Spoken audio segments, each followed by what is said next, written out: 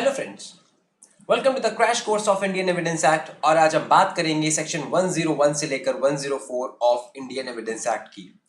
इसके पहले के सारे टॉपिक एविडेंस एक्ट के हम कवर कर चुके हैं। वो सारे वीडियोस अवेलेबल हैं हमारे चैनल पर, आप उनको जाके देख सकते हैं। साथ ही में अगर आपको इस लेक्चर के नोट्स चाहिए तो हमारा एक टेलीग्राम चैनल है फैक्टम प्रोबैंडम के नाम से, आप वहां जाके इस लेक्चर के नोट्स डाउनलोड कर सकते हैं। आज का हमारा टॉपिक है 101 से 104 जो बात करता है बर्डन ऑफ प्रूफ की। वैसे तो बर्डन ऑफ प्रूफ जो है वो 101 से लेकर 114A तक गया हुआ है, लेकिन इसको हम एक वीडियो में कवर नहीं कर सकते थे, तो इसको हमने पार्ट्स में कवर किया है और यह है पार्ट 1 उस वीडियो का। तो आइए शुरू करते हैं। देखिए, हमारा जो चैप्टर 7 है सेक्शन 101 से लेकर 1014 इंडियन एविडेंस एक्ट का, ये डील करता है बर्डन ऑफ प्रूफ से। ठीक है, लेकिन बर्डन ऑफ प्रूफ होता क्या है? ये जो टर्म है ये कहीं भी डिफाइन नहीं किया गया है एविडेंस एक्ट में, लेकिन अगर हम इसकी इंग्लिश लैंग्वेज की नॉर्मल ट्रांसलेशन में जाएं तो आप ये कह सकते हैं कि बर्डन ऑफ प्रूफ जो है वो होगा एक obligation to prove a fact. किसी भी पर्सन को, कोई भी पार्टी है, उसको अगर किसी फैक्ट को प्रूव कराना है तो उसको प्रूव कराने का बर्डन जो है वो उसी पार्टी के ऊपर रहेगा। Every party has to establish a fact which goes in his favor or against his opponent, and this is burden of proof. इसी को burden of proof कहा गया है। अगर हम क्रिमिनल जूरिस्प्रूडेंस की बात करें तो क्रिमिनल लॉ का ये एक रूल है कि जो अक्यूज्ड का जो गिल्ट होता है उसको प्रूव करने का जो बर्डन होता है वो हमेशा प्रोसिक्यूशन के पास होता है। तो ये एक तरीके के क्या हुआ, बर्डन ऑफ प्रूव हुआ। ओके, अगर ए है, ए ने कोई मर्डर किया है तो इसको प्रूव करना कि ए ने मर्डर किया है, इसका जो बर्डन ऑफ प्रूफ होगा वो किसके ऊपर होगा? प्रोसिक्यूशन के ऊपर होगा। ओके, अब ये जो हमारा एविडेंस एक्ट है, ठीक है, इसमें कई तरीके के बर्डन ऑफ प्रूफ दिए हुए हैं, लेकिन हम बात करते हैं सेक्शन 101 की पहले और 102 की। जो हमारा सेक्शन 101 है वो एक जनरल बर्डन ऑफ प्रूफ की बात करता है, that is burden of proof as a matter of law and pleading. और सेक्शन 102 है वो बात करता है बर्डन ऑफ एड्यूसिंग एविडेंस की। ये क्या है, इनको हम एक एक करके देख लेते हैं। देखिए, जो हमारा सेक्शन 101 है ये कहता है कि whoever desires the court to give judgment as to any legal right, liability dependent on the existence of certain facts which he asserts, then he must prove those facts. कोई अगर एक पर्सन है, अगर ए है, ए चाहता है कि कोर्ट इसके फेवर में जजमेंट दे, तो इसने जो भी फैक्ट्स असर्ट किए होंगे तो उन फैक्ट्स को प्रूव करने का बर्डन है वो पूरा ए के ऊपर रहेगा। मान लो आपने बोला कि ए ने ये बोला कि बी ने जो है मेरे घर से कोई सामान चुराया है। ए कह रहा है कि बी ने कोई सामान इसके घर से चुराया है। अब ए जो है प्रूव करना चाहता है theft on B. Now theft से रिलेटेड जितने भी इंग्रेडिएंट्स हैं, जितने भी फैक्ट्स होंगे, जो भी चीजें रिक्वायर्ड होंगी, उसको प्रूव करने का जिम्मा केवल और केवल ए के पास होगा। ठीक है, क्यों? क्योंकि ए चाह रहा है कि कोर्ट जजमेंट दे ए के फेवर में कि बी ने उसके घर से कोई चीज चुराई है। Okay, further it says that when a person is bound to prove certain facts, it is said that the burden of proof to prove those facts lies on that person. For example, एक और example देखते हैं कि A files a suit against W, widow of B, A files suit against W जो कि B की window है। Okay, हाँ, for declaration that he is owner of all the property. A है, ये है W और ये B है। B की प्रॉपर्टी थी, W इसकी विडो थी और A was son। ठीक है, अब इसने W के अगेंस्ट केस किया कि B के मरने के बाद जो B की प्रॉपर्टी है वो किसके पास आनी चाहिए? A के पास आनी चाहिए। क्यों? Because A was legally adopted by B। लेकिन W कहती है कि ये एडॉप्शन जो है वो सही नहीं था। अब चूंकि A ये कह रहा है कि he was legally adopted, तो इस बात को प्रूव करने के लिए जितने भी फैक्ट्स चाहिए होंगे उसको प्रूव करने का जो बर्डन होगा वो A के ऊपर होगा। Okay, W contests the factum of adoption of A. Now here, if A wants the court to give judgment in his favor, अगर एक ये चाहता है कि कोर्ट उसके फेवर में जजमेंट दे, तो he must prove his adoption and this burden lies on him only. यहाँ पे जो बर्डन निकल के आ रहा है, it has arise from pleading and is determined by the rules of substantive law to prove the fact. इसने ये जो अपनी प्लीडिंग थी, ठीक है, इसमें ये प्लीड किया था, इसने बोला था कि मैं अडॉप्टिव सन हूं, A is adoptive son of B. तो इस बात को प्रूव करने के लिए, ये एडॉप्शन को प्रूव करने के लिए जो बर्डन निकल के आ रहा है वो उसकी प्लीडिंग से निकल के आ रहा है, ठीक है। And it is determined by the rules of substantive law, और वो सब्सटैंटिव लॉ के रूल से डिटरमाइन हो रहा है। And hence the burden will be on A, क्योंकि ए कह रहा है कि ऐसा ऐसा हुआ है। तो जो अफर्मेटिव बात होती है उसको प्रूव करना होता है हमें यहां पे, ठीक है। ए अफर्म कर रहा है कि I was the legally adopted son of B, तो the burden of proof will be on A only, okay. ऐसे ही क्रिमिनल केसेस में भी प्रिंसिपल सेम होता है, जो असर्ट कर रहा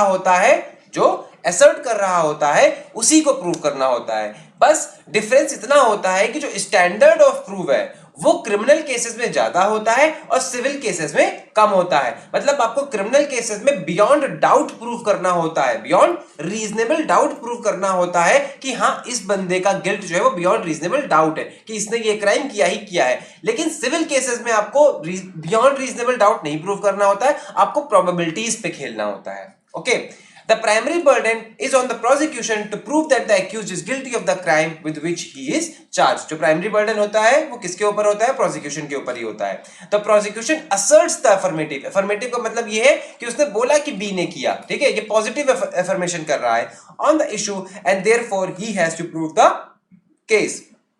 The court starts with the presumption that the accused is innocent, which means that the burden of proof is on the prosecution. वही बात कि burden of proof जो है वो क्रिमिनल केस हो या सिविल केस हो, दोनों में प्रोसिक्यूशन के पास ही होता है।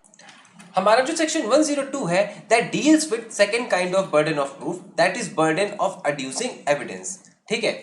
सेक्शन 102 कहता है कि the burden of adducing evidence rests upon the party who would fail if no evidence is led by any of the parties, ठीक है। फॉर एग्जाम्पल ए है और बी है, ए ने बी के ऊपर इल्जाम लगाया कि बी ने क्या किया है?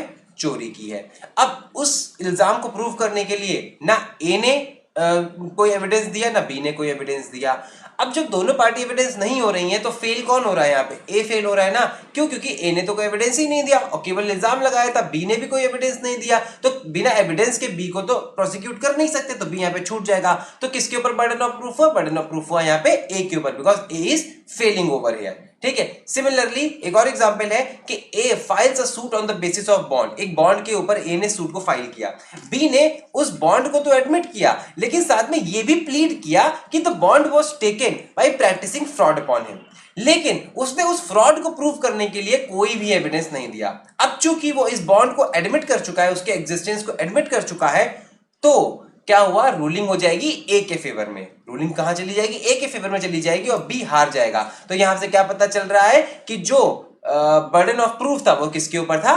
बी के ऊपर। Hence, here the burden of adducing evidence is on B.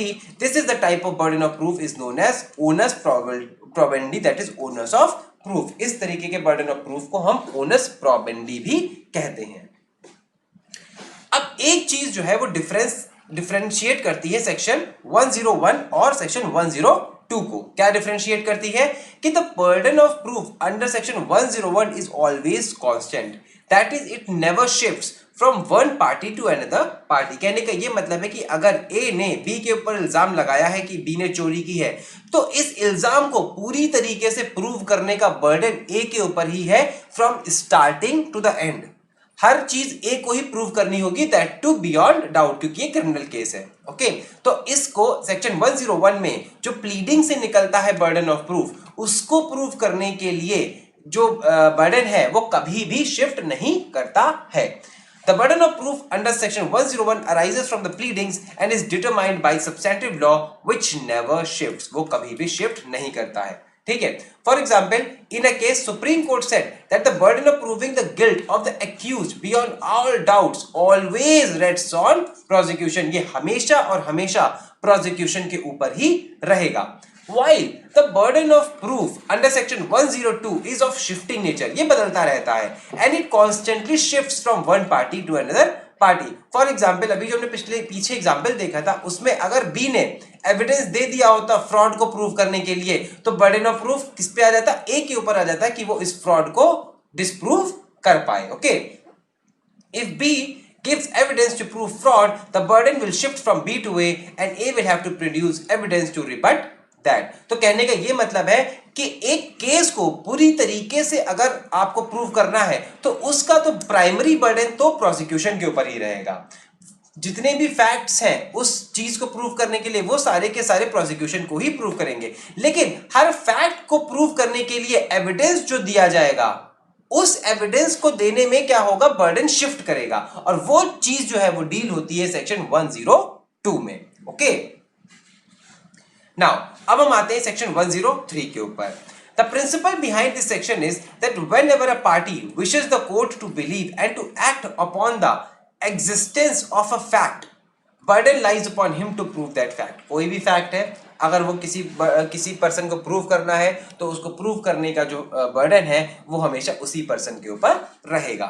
Section 103 relates to specific और particular burden of proof, unlike section 101 where the burden is to prove all the facts which would entitle the party to secure the judgment in his favor. Here in section 103 the party has to prove a particular fact which he is asserting and wishes the court to believe its existence. For example, a party wishes to believe that his opponent has admitted a fact। उसके ऊपर ए को ये prove करना है कि B ने किसी fact को एडमिट कर लिया है, तो इसको प्रूव करने का बर्डन किसके ऊपर होगा, ए के ऊपर होगा। एक और केस में बी अगर ये प्रूव करना चाहता है कि वो कहीं और था क्राइम के टाइम पे, एलिबाई स्टैब्लिश करना चाहता है, तो एलिबाई को स्टैब्लिश करने का बर्डन किसके ऊपर होगा, बी के ऊपर होगा। तो इसी तरीके से हम कह सकते हैं कि जो स्टैंड अलोन फैक्ट्स हैं किसी भी केस में, जो स्टैंड अलोन फैक्ट्स हैं किसी भी केस में, वो किसे प्रूव करने होंगे, वो उसी पर्सन को प्रूव करने होंगे जो पर्सन उन फैक्ट्स को असर्ट कर रहा होगा, और ये बात कही गई है हमारे सेक्शन 103 में। अगला है हमारा सेक्शन 104। ये कहता है कि where the admissibility of one fact depends upon the proof of another fact, the party who wants to prove it will have to prove the fact on which the admissibility depends। For example, अगर dying declaration prove करना है किसी person का तो पहले ये prove करो कि वो पर्सन मर चुका है, ठीक है। Thus, where a person wants to prove a dying declaration, he must prove that the declarant is dead. Similarly, if a party wants to offer the secondary evidence of a document, he must prove that the original has been lost or destroyed, or that the case is within any other exceptions in which the secondary evidence can be given। ठीक है, अगर आपको कोई fact prove करना है और उस fact को प्रूव करने के लिए कोई और फैक्ट प्रूव करना बहुत जरूरी है, तो आपको ये दोनों फैक्ट प्रूव करने होंगे। ये कहता है हमारा सेक्शन 104। ओके, इसी के साथ हमारा आज का ये टॉपिक खत्म होता है। टॉपिक तो एक्चुअली नहीं खत्म होता है, टॉपिक तो भी चलेगा सेक्शन 114 तक। आज का हमारा लेक्चर खत्म होता है। अगली बार जब हम आपसे मिलेंगे तो बात करेंगे सेक्शन 105 से लेकर 110 की। अगर आपको लॉ फील्ड से रिलेटेड कोई और इन्फॉर्मेशन चाहिए तो आप इस ऐप को डाउनलोड कर सकते हैं, लॉ समझो मेकिंग लॉ इजी। इस ऐप में आपको बहुत सारे आर्टिकल्स मिलेंगे, साथ में रीसेंट केसेस का क्रिटिकल एनालिसिस भी मिलेगा। अगली बार जब हम आपसे मिलेंगे तब तक के लिए thank you and happy learning.